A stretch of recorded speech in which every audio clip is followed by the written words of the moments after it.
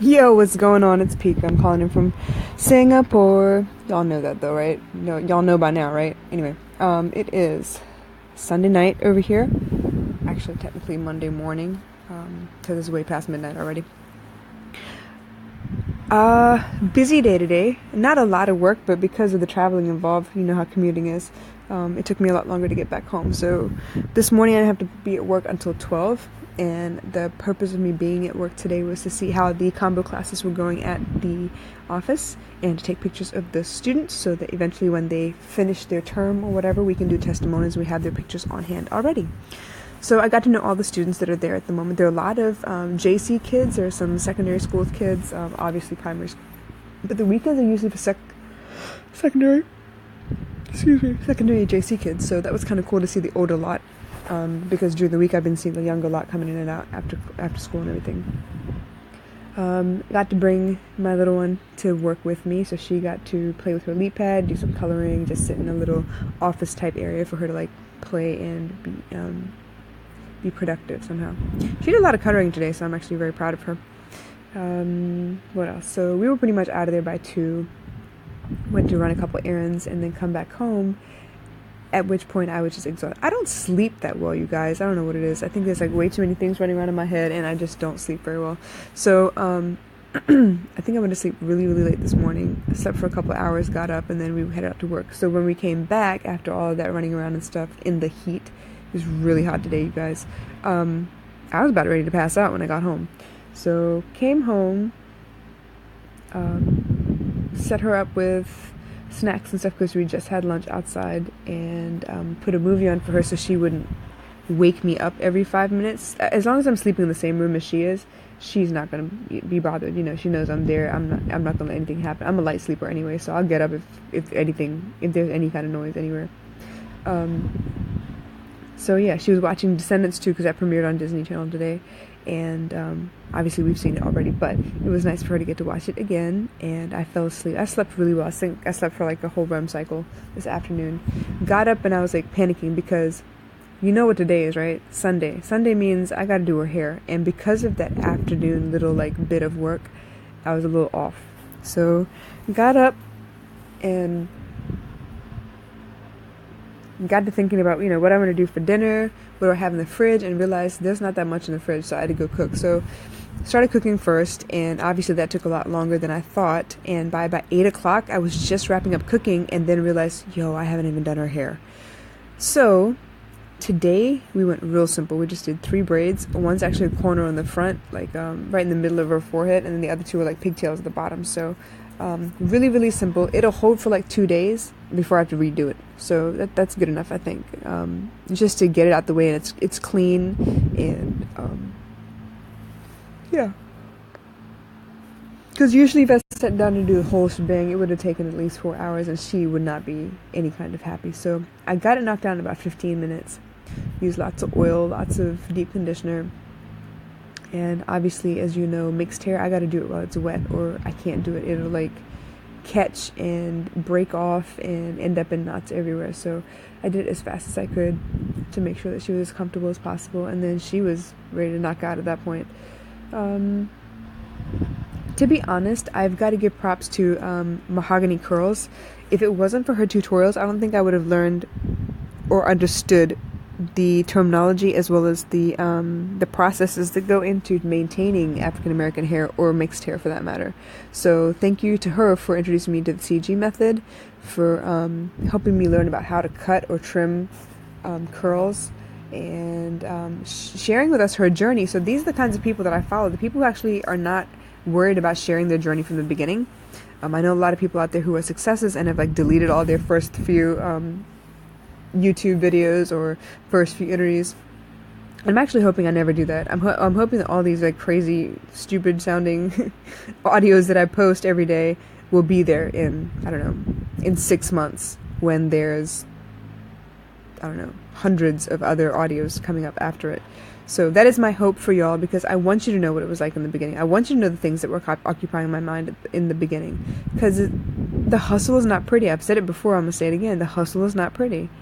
The hustle is about, making those difficult choices, trying to figure out, all right, I got $5 in my wallet. What do I do first? Do I feed the kid, or do I pay a bill? It's like, it's so strange, the things that happen when you're down to your last few pennies or whatever, the way your mindset is.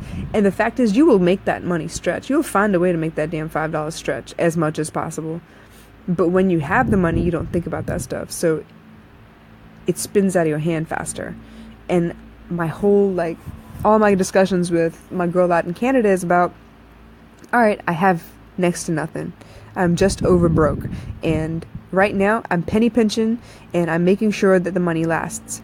But what I've noticed is if I get an increase in salary, the increase adjusts itself to my spending habits as well. And then it's like, not that I have extra money, but I'm just making it again. So I don't know how many of y'all feel that way. I don't know how many of y'all are dealing with that shit, but it's not fun. It's not pretty. And yeah, it's about hard choices. So if you can overcome that, guess what? The next step is pretty easy. You just got to maintain. If you can maintain not needing that much to survive, imagine how much money you could save. It wouldn't take you 3 years to like save up all the money you need to buy a house and all that shit. You could probably do it in a year or two. You just have to change your choices. You have to watch your choices. You need to think about, all right, well, how much do I actually need to live month by month? And obviously that includes your spending habits as far as bills, as far as how much you need for groceries in a month. Hi Geeta, welcome. And honestly, it's a tough choice every time. I can't go out and buy clothes every so often. I don't need them. It's not like my clothes don't fit. They do. But obviously everyone wants new stuff. They want new shoes. They want, I don't know, furniture. They want stuff. It's just the way it is.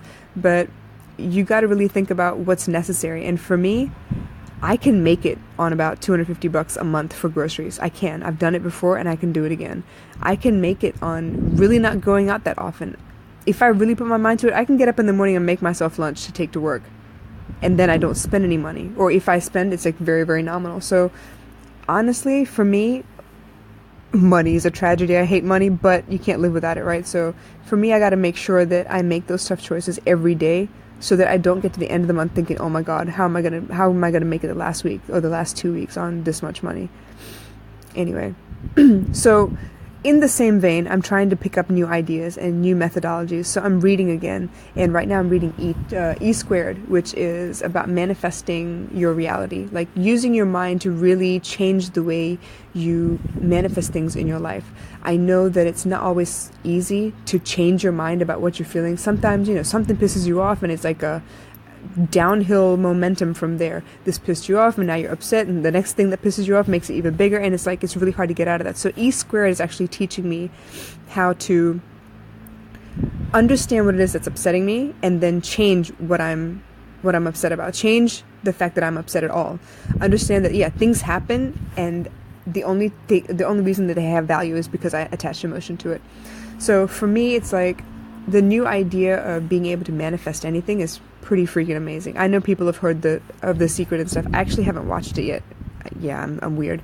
But I kind of feel like, all right, this is brand new, and what if it did work? Why wouldn't I go and manifest exactly what I want? Obviously, I have to be really careful about what I'm saying I want, but why not? Instead of saying, man, I don't have enough money, if I were to say, I have enough, it changes the way our vibrations are. It changes the way we attract things to ourselves. And it's happened before. I know I've said it before on my periscopes and stuff. When you feel like you have enough, and it's not a dollar amount or anything, you have enough to make it to the end of the month, things change. Your mindset changes. You see opportunity where you used to see like stumbling blocks or obstacles and stuff. So it really is about mindset. And this book is like really proving it to me. So this book actually has 9 practical everyday experiments to try, and I'm actually quite excited to try one. So I'm still like in the beginning phases of the book. I haven't gotten to the experiment yet, but I know there are 9 of them. So as soon as I get one done, I will definitely tell you. And the timeline she has for these experiments is about 48 hours, because she doesn't want it to be something that takes too long, or you'll lose interest and you won't believe in what it is she's trying to convey to you. So I'm hoping that this works pretty well, and I'm hoping that that this becomes more of a practice for me. I know lots of people are back into meditating and stuff, and this is basically what that is. You're meditating, you're concentrating your energy, your thoughts on something you want, rather than worrying, which is the opposite, concentrating your thoughts on something you don't want. So I'm excited about this new idea. I really think that it could change a lot for me. I know a lot of people look at me and think like I'm a bad influence on people, or I'm I'm in a bad way so that I may change people's mindset when they talk to me, or I don't know, disappoint people. I don't know. People see me differently than I see myself, obviously, but I feel like I've changed and no one's even noticed. And that's cool too. I mean, I know I've changed, and it's feeling pretty good to me. So things are changing, things are shaking, things are moving, and I'm really excited about the things that are upcoming. I know I've mentioned to you with Crown for Success, Wendy has a syndicate show coming up, and I think we're actually going to start the broadcast next month. And I am super, super lucky that she is actually going to feature me on one of the segments. So I am excited, nervous. I don't know what to expect, but yeah, that's coming next month.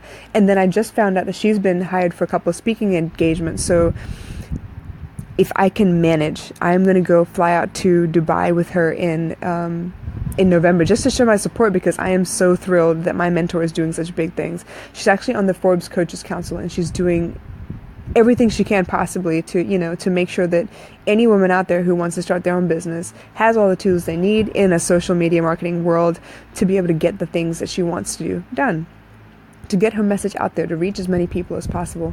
And I'm just really lucky that it just happened that way, that I happened to find this lady and her amazing tribe of women, and we just doing the damn thing.